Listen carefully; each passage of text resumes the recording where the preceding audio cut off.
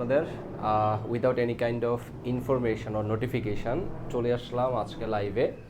Title দেখে বুঝতে পারতেছেন যে আর কত ভুলভাবে ইংরেজি শিখবেন। অর্থাৎ আপনারা অনেকেই যারা ইংলিশ শেখেন তাদের ওই প্রসিডিউরটা বা প্রসেসটা ভুল। কেন ভুল এই জিনিসটা ব্যাখ্যা করব, কিভাবে শেখা উচিত, কোনটা অ্যাকচুয়াল ওয়ে, যারা ইংলিশ পারে বেসিক্যালি যারা ফ্লুয়েন্ট স্পিকার তারা কিভাবে শিখে এবং ভালো রাইটিং লিখতে পারে তারা কিভাবে ইংলিশটাকে শেখে, এই পুরো ব্যাপারটা নিয়ে আজকের ক্লাসটা বা আজকের এই ভিডিওতে আলোচনা করব। সো আপনারা আশা করি ক্লাসটা এনজয় করবেন অ্যান্ড হোপ যে এইটার পরে আপনাদের যারা এই ক্লাসটা দেখবেন তাদের ক্ষেত্রে তাদের অনেক কনফিউশন দূর হবে এবং আপনারা সঠিক পদ্ধতিতে ইংলিশ শেখার জার্নিটা শুরু করতে পারবেন। ওকে, আর কত ভুলভাবে ইংরেজি শিখবেন। আচ্ছা, এখন আমি শুরু করব আর 1-2 মিনিট পরই। যারা আছেন কারা কারা আমার কথা স্পষ্ট শুনতে পাচ্ছেন কিনা এটা একটু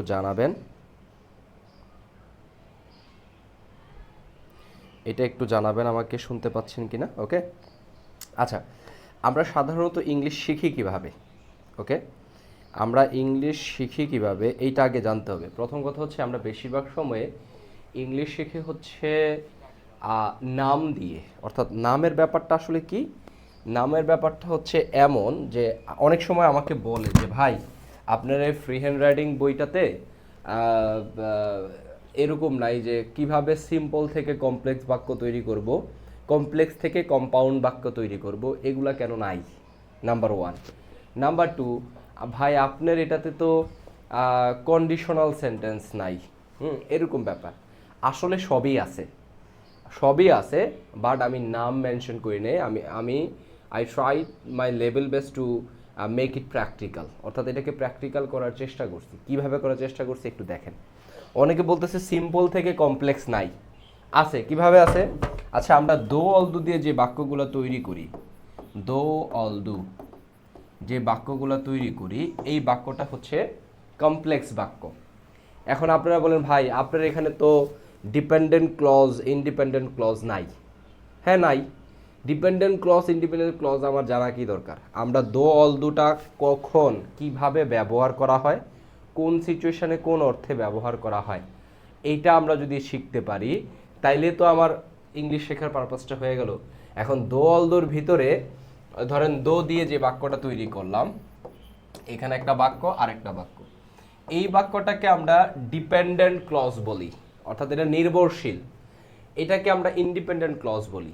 ওকে, অথবা আমরা ধরেন ডাব্লিউএস ওয়ার্ডের ওয়েন দিয়ে একটা বাক্য তৈরি করলাম দুইটা বাক্যকে যুক্ত করার জন্য, অথবা ওয়েনটাকে এখানে না রেখে ওয়েন এভাবে রাখলাম। সো এই বাক্যটাকে আমরা স্বাধীন বাক্য বলি, মানে ইন্ডিপেন্ডেন্ট ক্লজ। আর ওয়েনের পরে যে বাক্যটা, এই বাক্যটাকে আমরা করি হচ্ছে ডিপেন্ডেন্ট ক্লজ। এখন আপনার রাইটিং এবং স্পিকিং শেখার জন্য এই জিনিসটা কতটা গুরুত্বপূর্ণ, এই জিনিসটাকে আদৌ দরকার যে এইটা ডিপেন্ডেন্ট এটা ইন্ডিপেন্ডেন্ট, নাকি ওয়েন আমরা কখন কিভাবে ব্যবহার করি, কোন অর্থে ব্যবহার করি, এই ব্যবহারটা জানা জরুরি। এই জিনিসটাই আপনাদেরকে আমি আমার বিগত 7টা ব্যাচে আমার স্টুডেন্টদেরকে এটা বোঝাইছি এবং ফ্রি হ্যান্ড রাইটিংটা ওই প্র্যাকটিক্যাল পারপাসে আমি বাক্যে আমার বইটার মধ্যে ওয়েনকে একটা টপিক বানাইছি। কিভাবে? যে ওয়েন আমরা দুইভাবে ব্যবহার করি, একটা হচ্ছে কোয়েশ্চেনের ক্ষেত্রে, এটার নিয়ে আরেকটা আলাদা চ্যাপ্টার, আরেকটা হচ্ছে ওয়েন দিয়ে মানে ডাব্লিউএস ওয়ার্ডগুলো দিয়ে আমরা একটা বাক্যের ভিতরে আরও একটা বাক্য যুক্ত করি, একটা বাক্যের ভিতরে আরও একটা বাক্য যুক্ত করি। যেমন ফর এক্সাম্পল, সে কখন আসবে এই জিনিসটা আমরা জানি না, এটা আমরা জানি না, তাহলে সে কখন আসবে বা সরকার কখন এই বিষয়টা নিয়ে কাজ শুরু করবে এটা আমাদের জানা নাই। হ্যাঁ, অথবা তুমি যখন আসবা আমাকে জানাবা। তাহলে এই হোয়েনটা যখন এবং কখন অর্থে বাক্যে ব্যবহার করা হয়েছে এবং দুইটা বাক্য একসাথে যুক্ত হয়েছে। যেমন সরকার কখন কাজ শুরু করবে এটা আমার জানা নাই, তাহলে কখন কাজ শুরু করবে, সরকার কখন কাজ শুরু করবে এটা একটা বাক্য, আর এটা আমার জানা নাই এটা আর একটা বাক্য। তাহলে দুইটা বাক্য ওয়েন দ্বারা যুক্ত করা হয়েছে। ওকে, যেমন when for example government will start the work, আমরা জাস্ট এভাবে সিম্পলি লিখি ওয়েন গভর্নমেন্ট, এটা কিন্তু কোয়েশ্চেন হয় নাই, কোয়েশ্চেন হলে উইলটা এখানে চলে আসতো, এটা জাস্ট একটা নর্মাল স্টেটমেন্টের মতন। When government will start the work is unknown to us, unknown to us. এখানে যেটা হয়েছে এই পুরো বাক্যটাই একটা সাবজেক্ট হয়ে গেছে, এটার জন্য ইজ ব্যবহার করা হয়েছে। তাহলে এই যে ওয়েনের এটা একটা ব্যবহার, এটা আমরা আমার বইয়ে আলোচনা করা হয়েছে। আবার আরেকটা আছে I don't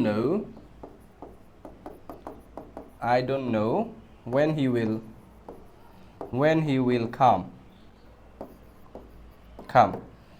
এই দেখেন I don't know when he will come, আমি জানি না সে কখন আসবে। আমি কিন্তু আরও অ্যাডভান্স লেভেলের বাক্য দিয়ে তৈরি করছি যেগুলো আমাদের রাইটিংয়ে কাজে লাগবে। যারা আইএলস দিবেন, ব্যাংক বিসিএস এর পরীক্ষা দিবেন, এসএসসি এসএসসিতে পড়েন, আপনাদের রাইটিংয়ের জন্য কাজে লাগবে এমন সেন্টেন্স বেশিরভাগ ব্যবহার করছি। তাহলে একটু খেয়াল করেন তো, আপনারা যেটা শিখতে চান, আপনি চান রে ভাই আমার কমপ্লেক্স সেন্টেন্স তো নাই আপনার বইয়ে, আছে অবশ্যই আছে, এইটা তো কমপ্লেক্স সেন্টেন্স। এখন এইটাতে কমপ্লেক্স সেন্টেন্স এই জিনিসটা আপনার কেন মুখস্থ করতে হবে? কমপ্লেক্স থেকে কেন কম্পাউন্ডে আপনার ট্রান্সলেট করতে হবে? বা কম্পাউন্ড থেকে কেন সিম্পলে নিতে হবে? আপনি ডিরেক্ট আপনি যেই কথাটা বলতে চান, আপনি যে কথাটা লিখতে চান, ডিরেক্ট এটা প্র্যাকটিক্যালি শেখেন না। মাঝখান থেকে একটা ডিপেন্ডেন্ট ক্লজ, একটা ইন্ডিপেন্ডেন্ট ক্লজ, ডিগ্রি, সাবজাংটিভ, তারপরে ড্যাংলিং মডিফায়ার, হ্যাঁ, কন্ডিশনাল, এত নাম কেন আপনার মুখস্থ করতে হবে? এই নামগুলো জরুরি কিনা? না, জরুরি না। হয়তো যারা প্রিলি পরীক্ষা দিবেন বিভিন্ন জায়গায় চাকরির ক্ষেত্রে, তাদের হয়তো বা কোনো কোনো জায়গায় জরুরি, বাট এটা খুবই কম। নাম জানা জরুরি না আপনার, ইউ হ্যাভ টু নো। যেমন ফর এক্সাম্পল মাই, এটা একটা পসেসিভ প্রনাউন, এটার নাম পসেসিভ প্রনাউন। এখন আমার তো পসেসিভ প্রনাউন জেনে লাভ নাই, নামটা জেনে লাভ নেই, আমার জানা দরকার। আমি এটা বলতে পারবো না, যেমন for example I know him, আমি তাকে জানি, ফর এক্সাম্পল। এখন এখানে কি আই নো হিজ বলতে পারবো? পারবো না, তাই না ব্যাপারটা? অর্থাৎ এই জায়গায় প্রনাউনের অবজেক্টিভ ফর্ম ব্যবহার করতে হয়, প্রনাউনের পসেসিভ ফর্ম ব্যবহার করা যাবে না। এখন আপনার প্রনাউনের অবজেক্টিভ ফর্ম আর প্রনাউনের পসেসিভ ফর্ম এটা না জেনে এই জায়গায় আমরা হিম হিজ ব্যবহার না করে আমরা হিম ব্যবহার করতে হবে এই সিচুয়েশনগুলোতে। Same goes to I know them হবে, আই নো দেয়ার হবে না। তাহলে আপনার, আমি যেটা বুঝাইতে চাচ্ছি, প্র্যাকটিক্যালি আপনাকে শিখতে হবে। এখন আপনারা নাম চাচ্ছেন, ভাই আপনারটা তো ইয়া নাই, কি নাই, যে কমপ্লেক্স সেন্টেন্স নাই, আছে, দো আছে। সিম্পল সেন্টেন্স কি আছে? আছে। আপনি ডেসপাইট, ইনস্পাইট অফ দিয়ে যে বাক্যটা লিখবেন, এটাই তো সিম্পল সেন্টেন্স। ওকে, একটু খেয়াল করেন, আমি যে জিনিসটা আপনাদেরকে বারবার বোঝানোর চেষ্টা করি। ওকে, এই বইটাতে, মানে এখানে এই বইটাতে কিভাবে ব্যাপারগুলোকে আলোচনা করা হয়েছে, আমি কখনোই নাম ধরে আলোচনা করি নাই। আমি আলোচনা করছি বেশ একটা দুইটা ছাড়া, যেমন টেন্সকে তো টেন্সই বলবো আমরা, আর কি বলবো। তারপর প্যাসিভ ভয়েস কীভাবে আপনারা শেখেন কিভাবে অ্যাক্টিভ থেকে প্যাসিভ ভয়েসে ট্রান্সলেট করতে হয়, অ্যাক্টিভ ভয়েস থেকে প্যাসিভ ভয়েসে রূপান্তর করতে হয়। হ্যাঁ, না এইটা কোনো ওয়ে না। অ্যাক্টিভ থেকে আপনি প্যাসিভ ভয়েসে কিভাবে বাক্য তৈরি করে নেবেন, এটা মূল সেন্টেন্স না, এটা মূল ওয়ে না। আপনার প্যাসিভ ভয়েসগুলা কখন কিভাবে কোন সিচুয়েশনে ব্যবহার করি, ডিরেক্ট ওই প্যাসিভ সেন্টেন্সটাই শিখতে হবে। যেমন ধরেন, আমরা যখন ফর এক্সাম্পল একটা আইন কে তৈরি করলো বা কে বাস্তবায়ন করলো এটার চেয়ে আইনটা গুরুত্বপূর্ণ, তখন আমরা আইনকে সাবজেক্ট হিসেবে ব্যবহার করি। যেমন আমরা যদি বলি দ্য ল উইল বি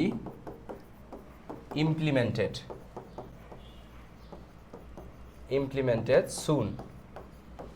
দেখেন, the law will be implemented soon, আইনটি দ্রুত বাস্তবায়ন করা হবে বা শীঘ্রই বাস্তবায়ন করা হবে। সুন মানে শীঘ্রই। তাহলে এটা একটা প্যাসিভ ভয়েস। তাহলে কি করা হয়েছে? আইন নিজেকে নিজে বাস্তবায়িত করতে পারে না। তো যখন কোনো একটা ব্যক্তি বা কোনো একটা বস্তু নিজে বাস্তবায়ন করে না বা করতে পারে না, যখন আমরা শুরুতে বা সাবজেক্ট আকারে ব্যবহার করি, তখন এটা প্যাসিভ স্টাইলে করতে হয়। এখন আপনার কেন অ্যাক্টিভ থেকে জানতে হবে। হ্যাঁ, যেমন এই বাক্যটা এমন হইতো যে কে আইন বাস্তবায়ন করে, অথরিটি। তাহলে অথরিটি উইল ইমপ্লিমেন্ট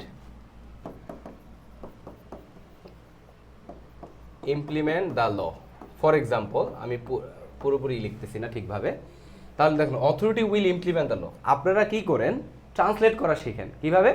এই বাক্যটা আপনি শিখলেন, সে এখন বললেন যে আপনার অবজেক্টকে সাবজেক্ট বানাতে হবে, তারপর যেই টেন্স থাকবে তার পরবর্তী টেন্সের অক্সিলারি ভার্ব হবে, তারপর ভার্বের 3 নাম্বার ফর্ম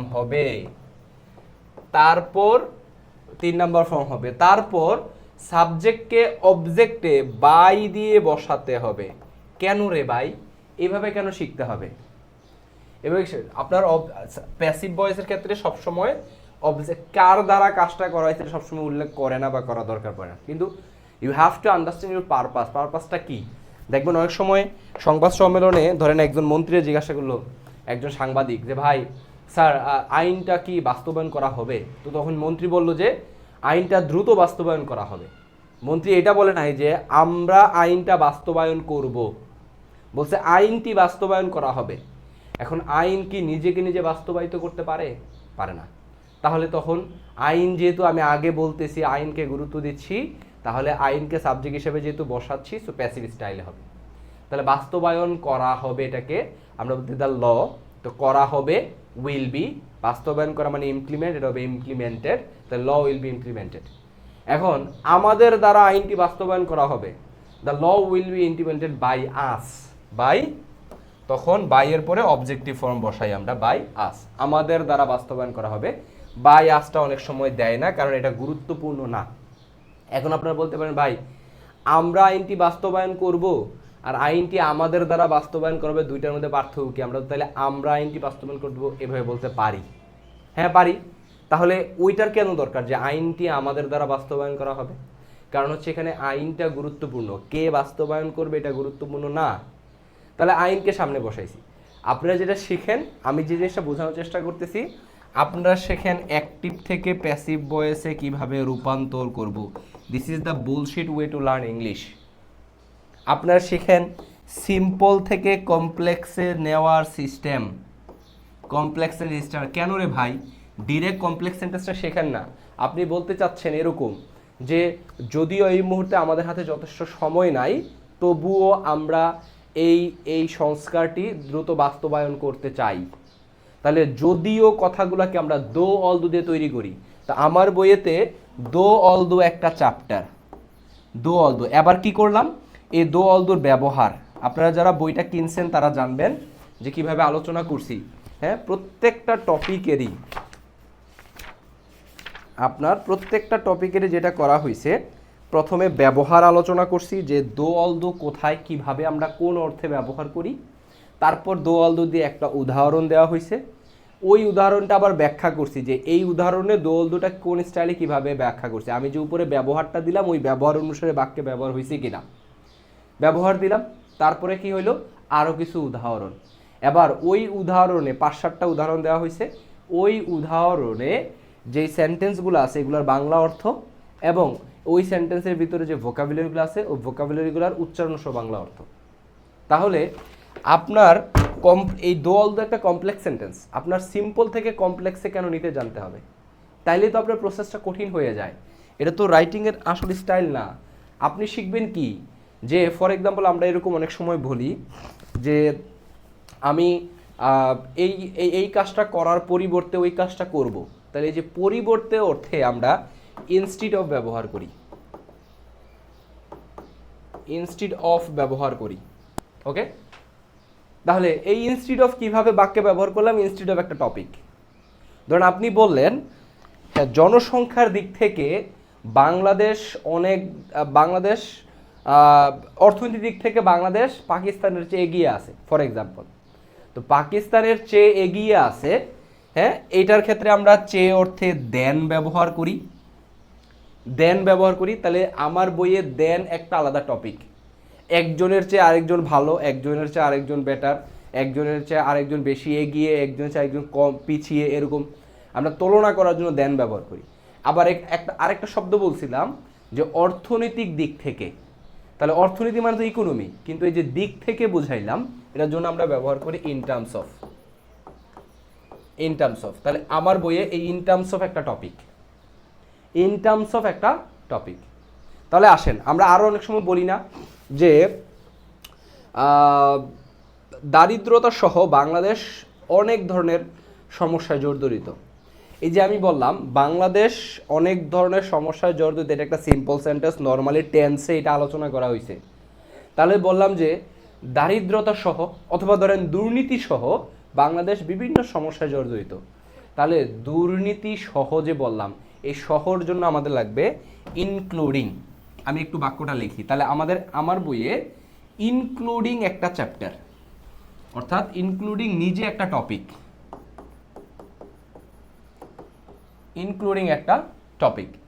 তাহলে বাংলাদেশ আমি লিখলাম, আমি নর্মালি লিখি Bangladesh is full of a lot of problems, অথবা ফুল অফ মেনি প্রবলেমসও বলতে পারি, অথবা ফুল অফ মেনি প্রবলেমস দিই, মেনি প্রবলেমস। বাংলাদেশ অনেক সমস্যায় জর্জরিত, ইনক্লুডিং করাপশন। তাহলে বাংলাদেশ অনেক সমস্যায় জর্জরিত, Bangladesh is full of many problems. এটা একটা নর্মাল সেন্টেন্স, ইজ যে মেইন ভার্ব আকারে ব্যবহার করা হয়, এটা টেন্সে কন্টিনিউয়াস টেন্স, প্রেজেন্ট কন্টিনিউয়াস টেন্সে এম ইজ আর যখন আমরা অক্সিলারি ভার্ব হিসেবে ব্যবহার করছি তখন নোট আকারে একটা ব্যাখ্যা দেওয়া হয়েছে এমন যে ইজ মেইন ভার্ব হিসেবে ব্যবহার করা হয়, তখন এক্সাম্পল সহ আলোচনা করা হয়েছে। বাংলাদেশ ফুল of many problems including corruption. তাহলে দুর্নীতি সহ বাংলাদেশ অনেক সমস্যায় জর্জরিত। এই যে ইনক্লুডিং আমার বই একটা চ্যাপ্টার। তাহলে আপনারা এই বইটার যেই প্রবলেমটা ফেস করতে পারেন, আপনারা নর্মাল বইয়ে নাম খোঁজেন, হ্যাঁ, কোনটা ট্রানজিটিভ ভার্ব, কোনটা ইনট্রানজিটিভ ভার্ব, এরকম। কেন রে ভাই, আমার ট্রানজিটিভ ভার্ব ইনট্রানজিটিভ জানার তো দরকার নাই, এটা মুখস্থ করতে যাবো কেন? এই ভার্বটা ট্রানজিটিভ, এই ভার্বটা আমি এভাবে ব্যবহার করতে পারি। যেমন ফর এক্সাম্পল, আই ওয়ান্ট হিম, হ্যাঁ, বাই মি, ধরেন আমার পাশে বা বিসাইড মি, এরকম কিছু একটা। আচ্ছা, এতটুকুই ধরেন আই ওয়ান্ট হিম। এই যে আমি বললাম আই ওয়ান্ট হিম, এটা একটা ট্রানজিটিভ ভার্ব, এটা আমার জানার কি দরকার? আমাকে একটু বলেন কি দরকার? যেই ভার্বটার অবজেক্ট ব্যবহার করতে পারি, এরকম না, ট্রানজিটিভ ইন্টারজেটিভ ব্যবহার, অবজেক্ট ব্যবহার করতে পারি, অবজেক্ট ব্যবহার করতে পারি না, এরকম একটা ব্যাপার। আচ্ছা, যেমন দ্য সান ইজ রাইজিং, হ্যাঁ, আর রেইজ ইউর হ্যান্ড, এই যে আমি অবজেক্ট ব্যবহার করতে পারলাম, এটা একটা ট্রানজিটিভ ভার্ব রাইজিং, এরপরে আমি কোনো অবজেক্ট ব্যবহার করতে পারলাম না, এটা একটা ট্রানজিটিভ ইনট্রানজিটিভ ভার্ব, অবজেক্ট ব্যবহার করতে পারি নাই। এই রেইজ কোনটা ট্রানজিটিভ কোনটা ইনট্রানজিটিভ, এটা আমার রাইটিং স্পিকিংয়ে কেন দরকার? আমি যদি এইভাবে, এই যে আই ওয়ান্ট হিম, এই ওয়ান্টটা একটা ট্রানজিটিভ ভার্ব ফর এক্সাম্পল, হ্যাঁ, ট্রানজিটিভ, এইটা আমার কেন জানতে হবে? আপনারা সমস্যা হচ্ছে আমার এই বইটাতে ওই নামগুলো খোঁজেন, কিন্তু এই নামগুলো আপনি পাবেন না, কারণ আমি তোমার নাম আপনার মাথা থেকে ভোলাইতে চাই। আমি চাই আপনি যেটা মাথায় চিন্তা করতেছেন, যেই কথাটা আপনি লিখতে চান, যেটা আমাদের রাইটিংয়ে কাজে লাগবে, আমাদের অ্যাসে প্যারাগ্রাফ, আমাদের স্পিকিংয়ে, দৈনন্দিন মেইল হইতে শুরু করে যে কোনো জায়গায় রাইটিং আমার যেটা লাগবে, সেটা আমি আপনাকে শেখাইতে চাই। আপনার এখানে কোনটা কন্ডিশনাল সেন্টেন্স, কোনটা কমপ্লেক্স সেন্টেন্স, কোনটা সিম্পল সেন্টেন্স, এই জিনিসটা কেন দরকার? আমার মনে হয় এই জিনিসটা দরকার নাই। যারা ভালোভাবে বোঝার কথা,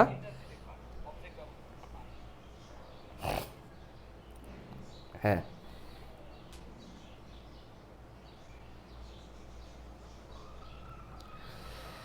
ওয়ালাইকুম আসসালাম।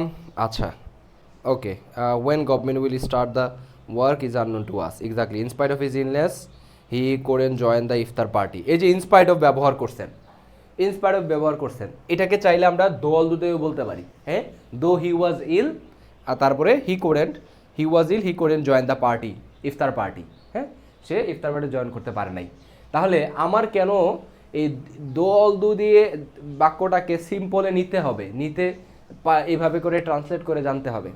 সো আপনাদের যে স্টাইলটার কথা আমি বারবার বলি, আপনাদের ভুল হচ্ছে, আপনারা প্রথম কথা হচ্ছে নাম শেখেন, নাম মুখস্থ করা শুরু করে দেন।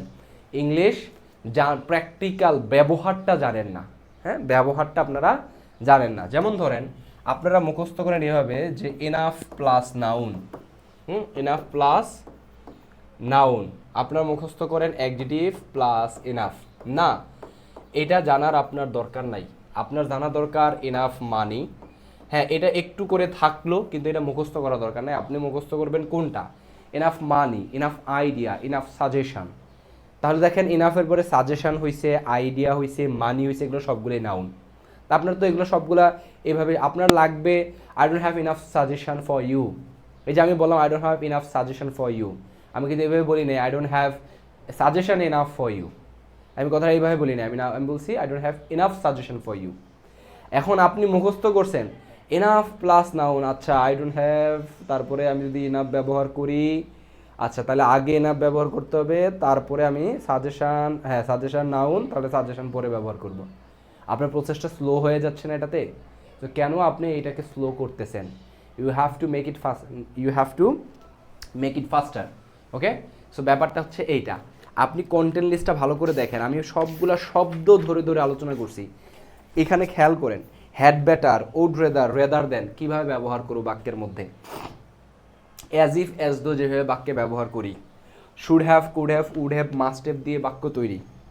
হ্যাঁ, তারপরে so that, so on, so far, from to, to, তারপর দেখেন because, since, as, because of, due to, একেবারে সব ধরে ধরে, as of, as to, regarding, whereas, on the contrary, in contrast, on the one hand, on the other hand, nevertheless, meanwhile, however, otherwise, furthermore, moreover, in addition, as a result, resulting, consequently, therefore, thus, এগুলা বাক্যে কিভাবে ব্যবহার করা হয়, কোন অর্থে কোন জায়গায় ব্যবহার করা হয়। এই যে ধাস শব্দটা আমরা পত্রিকায় পাই, আমরা therefore প্রচুর পরিমাণে পত্রিকায় পাই। তাহলে এগুলো আমরা কোথায় কখন কিভাবে ব্যবহার করব, এক্সাম্পল সহ ব্যাখ্যা সহ আলোচনা করা হয়েছে। আমার তো এই প্র্যাকটিক্যাল লার্নিংটা দরকার, ওকে। আমি এখানে ডিগ্রির মধ্যে আমরা ভ্যারি ফিউ কথাটা ব্যবহার করি অনেক। আমি ভ্যারি ফিউকে একটা টপিক বানাইছি।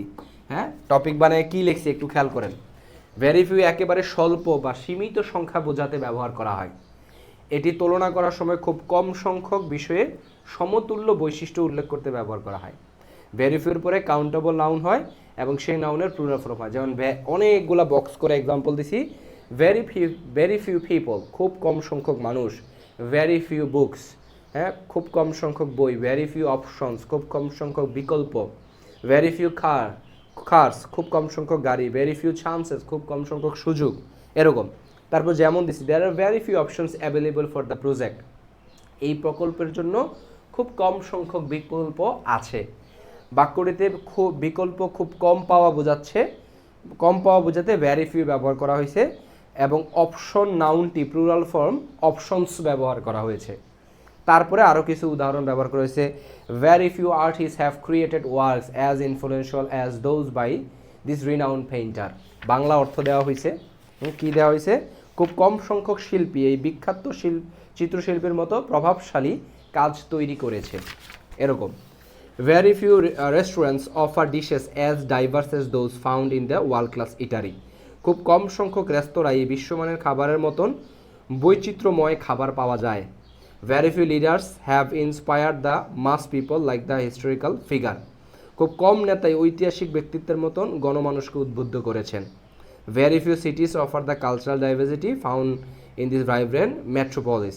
খুব কম সংখ্যক শহরে এই প্রাণবন্ত মহানগরের মতন সাংস্কৃতিক বৈচিত্র্য প্রদান করে। তাহলে এবার এক্সাম্পল দেওয়া হয়েছে কালচারাল ডাইভার্সিটি, ইংলিশে লেখা হয়েছে কালচারাল ডাইভার্সিটি, সাংস্কৃতিক বৈচিত্র্য। সো আপনারা বইটা দেখেন, হ্যাঁ কয়েকটা টপিক দেখেন, তারপর বলেন যে ভাই এই বইটা প্র্যাকটিক্যাল কিনা। আপনারা তো নাম পড়ে পড়ে অভ্যস্ত, ট্রানজিটিভ, ইনট্রানজিটিভ ভার্ব, আপনারা কি ডিপেন্ডেন্ট, ইন্ডিপেন্ডেন্ট ক্লজ, এগুলো মুখস্থ করে করে অভ্যস্ত। সিম্পল থেকে কমপ্লেক্স নেওয়া, কমপ্লেক্স থেকে সিম্পলে নেওয়া, অ্যাক্টিভ থেকে প্যাসিভ ভয়েসে নেওয়া, প্যাসিভ ভয়েস থেকে অ্যাক্টিভ ভয়েসে নেওয়া। এইটা আপনার লার্নিং মেথডটাকে স্লো করে ফেলে, এটা রাইট ওয়ে না। আপনি ডিরেক্ট অ্যাক্টিভ সেন্টেন্স কোনগুলো সেগুলো শিখবেন, ব্যবহার শিখবেন, আপনি প্যাসিভ বেস কোনটা সেগুলো ব্যবহার শিখবেন। আপনাকে কেন অ্যাক্টিভ থেকে প্যাসিভে নিতে হবে, প্যাসিভ থেকে অ্যাক্টিভে নিতে হবে, আপনি ডিরেক্ট প্যাসিভটা পারলে এটা যেই ওই মনের ওই আপনার মাইন্ডে ব্রেনে যে কথাটা ঘুরতেছে এই কথাটা ডিরেক্ট বসায় দিতে পারবেন। ঠিক আছে? সো ভুলভাবে ইংরেজি শেখা যাবে না, আপনারা ভুলভাবে ইংরেজি শিখবেন না, নিজের প্র্যাকটিক্যালি ইংলিশ শেখার চেষ্টা করুন, তাহলে আপনাদের প্রসেসটা সহজ হয়ে যাবে। ওকে, সো আমরা আপনাদের কোনো কোয়েশ্চেন আছে কিনা আমাকে জানাবেন। বইয়ের নামটা কি ভাই? আচ্ছা ভাই, আপনার এই বইয়ে পাবলিকেশনের নাম কি, আর এই বইটা ট্রান্সলেশন বেসড? না, ট্রান্সলেশন বেসড না, ট্রান্সলেশন আছে, অর্থাৎ ইংলিশ যে সেন্টেন্সগুলো আমি ব্যবহার করছি সবগুলোরই বাংলা ট্রান্সলেশন দেওয়া আছে, বাংলা অর্থ দেওয়া আছে, কিন্তু এটা ট্রান্সলেশন বেসড না। ট্রান্সলেশন বেসড কোনো রাইটিং স্টাইল না। বইয়ের নাম হচ্ছে English free hand writing, English free hand writing. এটা কোনো পাবলিকেশনের আন্ডারে দেই নাই, আমার নাম হাবিব রহমান, এইভাবে করে আপনি আমাদের থেকে অর্ডার করতে পারবেন, বা নীলক্ষেত সহ বিভিন্ন কয়েকটা লাইব্রেরিতে আমরা দিছি। এটা হাবিব রহমান বইটা আমাদের পেজ থেকে অর্ডার করতে পারবেন। রিভিউ হিসেবে কিছু পেজ শেয়ার করা যাবে ভাই? হ্যাঁ, পেজে মেসেজ করলেই যাবে। আমি অনলাইনে প্রথম আলো পত্রিকার বাংলা ইংরেজি ভার্সন একসাথে পড়তে চাই, কিভাবে কি করব জানাবেন। বাংলা ইংলিশ ভার্সন পত্রিকা একসাথে পড়তে পারেন, হ্যাঁ, দুইটা পাশাপাশি রেখে পড়তে হবে আর কি।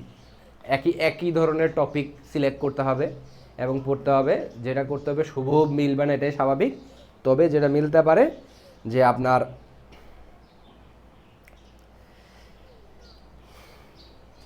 যেটা মিলতে পারে সেটা হচ্ছে আপনার গুরুত্বপূর্ণ কথাগুলো মিলে যেতে পারে, তখন ওইখান থেকে ইংলিশ শব্দগুলো আপনি জেনে নিতে পারেন, এটা হইতে পারে। ঠিক আছে, আমি আবারও বলি, প্রথম কথা হচ্ছে বাংলা টু ইংলিশ ট্রান্সলেট করা, এটা যতটুকু অ্যাভয়েড করা যায়, ডিরেক্ট যদি ইংলিশ শব্দ দিয়ে শিখে ফেলতে পারেন এটা much better, number 1। Number 2, English riding speaking শেখার জন্য কখনোই নাম মুখস্থের দিকে যাবেন না, স্ট্রাকচার মুখস্থের দিকে যাবেন না। ওকে, এবং নাম্বার 3, ডিরেক্ট শব্দ ধরে ধরে প্র্যাকটিক্যালি শিখেন, ইন টার্মস অফ কখন কোন সিচুয়েশন আমরা ব্যবহার করব এবং এটা দিয়ে কীভাবে বাক্য তৈরি করব, এভাবে শেখেন। ঠিক আছে, সো আজকের ক্লাসটা এই পর্যন্তই। এটা মূলত একটা আলোচনা ছিল যে আপনারা কিভাবে ইংলিশটা শিখবেন, আমার বই নিয়ে যাদের কনফিউশন ছিল তা সেই সম্পর্কে জানালাম আর কি। Thank you so much.